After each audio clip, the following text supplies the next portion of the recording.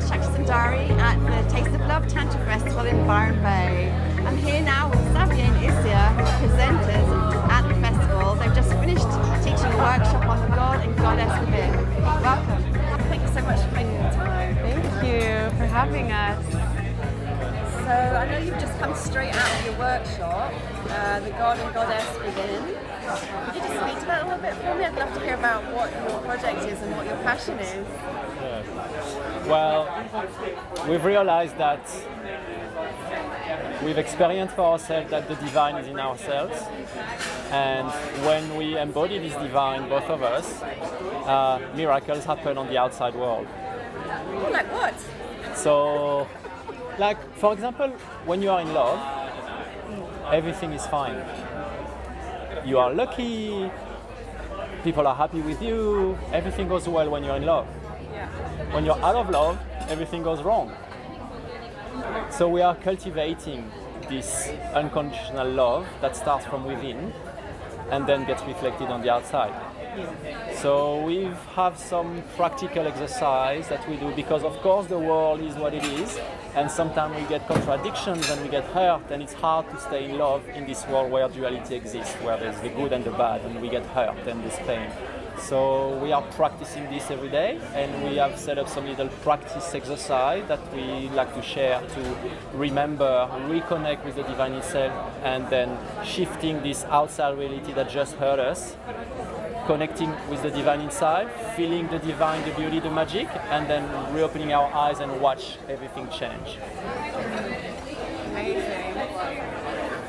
Well, I guess you are divine reflections of one another, and I'm curious about this because you spoke at the introduction about being beloveds or sacred in a sacred relationship. Is that accurate? Did you call yourselves that? Yes. Yes. So I'm curious, had you both found this sense of being in love with the beloved within yourselves before you met, or is it something you've been journeying with since you met? It's something that each of us have been preparing on our individual paths for about 7 years. A lot of deep inner work of self-transformation, of self-love, self-empowerment, going deep into shadow work and really finding that space of being, how do I completely love myself and come to that place and then be ready to invite and welcome in another divine reflection to share that journey with.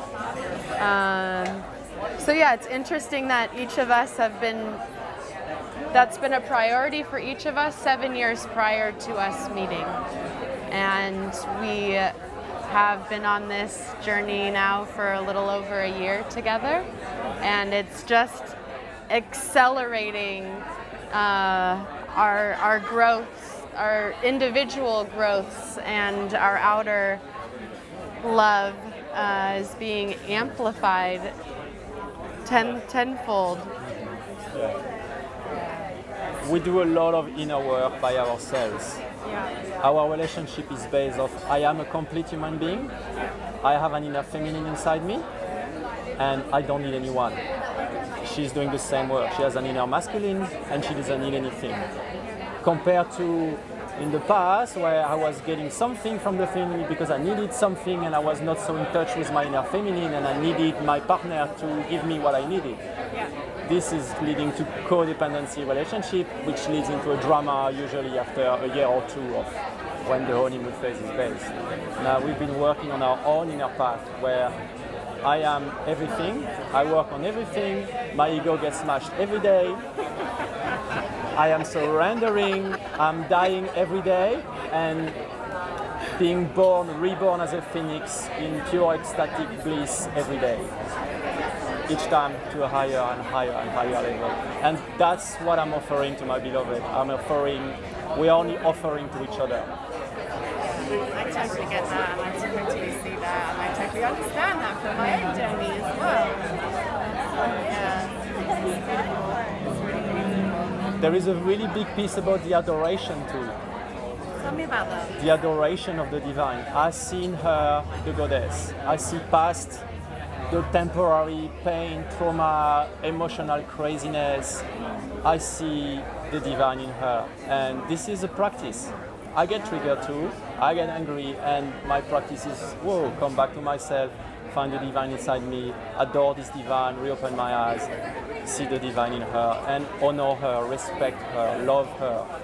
She is the reflection of the goddess, of the trees, of the planet, of the goddess inside me. So, yeah, there is a big piece with adoring each other, honoring each other, supporting each other, and remember that's what we can do. The more I support her, the more she's flourishing and opening.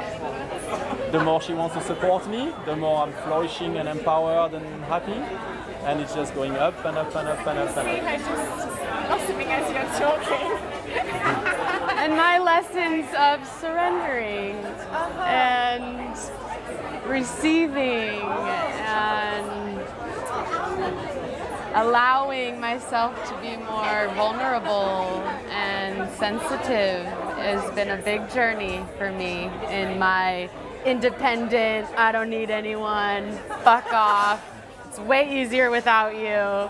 All of these unhealthy feminine traits that I am still working on embodying more and more of how do we dance this dance of the inner feminine, masculine archetypes in a way that's honoring my highest potential and his highest potential and holding that space even in the triggers and the challenges of reflecting that divinity back to one another.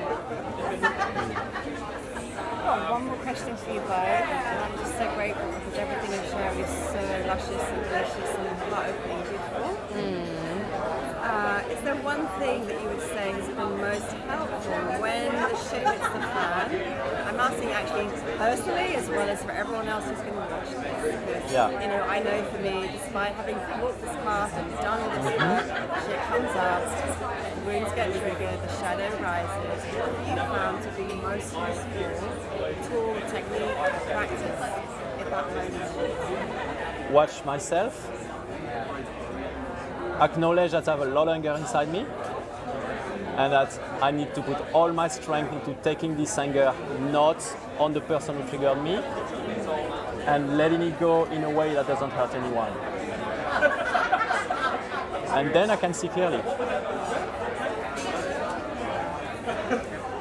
It takes the form of going outside and beating the ground, beating pillows, screaming, going underwater and screaming at the moon in a way that doesn't hurt anyone. Just let the pressure come out, because the pressure comes from past wounds.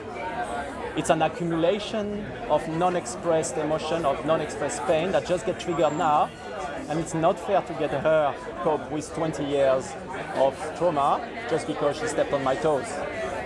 So it takes a lot of strength because it looks like it's all her fault. I look like I'm all her fault, but it takes express our real emotion in a way that doesn't hurt anyone.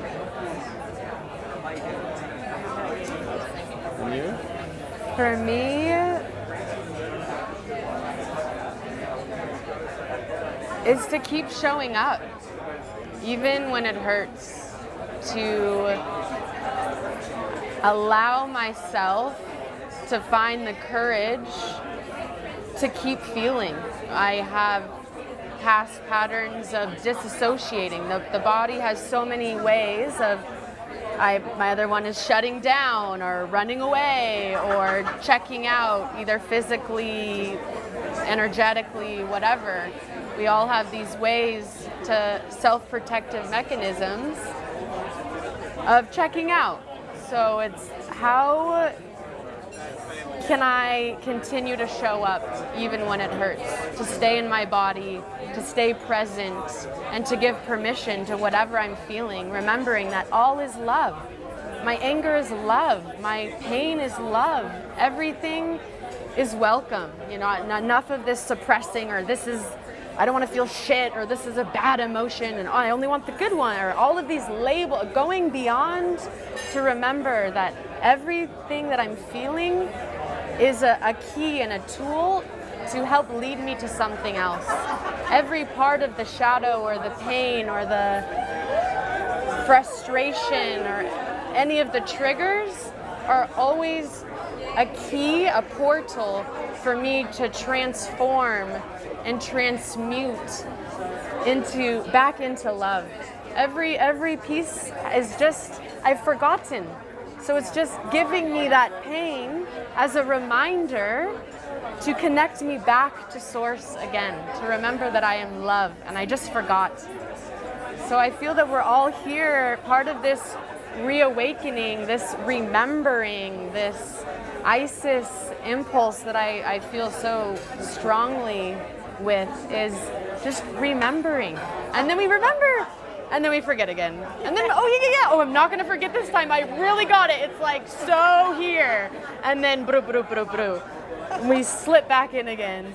But slowly, this is a long, dark sleep we're coming out of. So slowly, we're remembering faster, and we're not just remembering here, we're remembering here, we're remembering in every cell, which is reawakening and activating, and together the collective is holding this resonance that's pulsating and vibrating and elevating, and together, we rise higher and higher.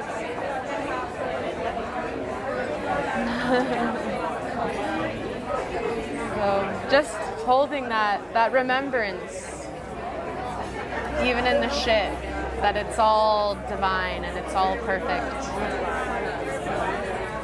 I think that's a great place for us to finish. So thank you both so very much for sharing. Thank you. Your hearts, your wisdom, your experience, and love. Bless you, baby.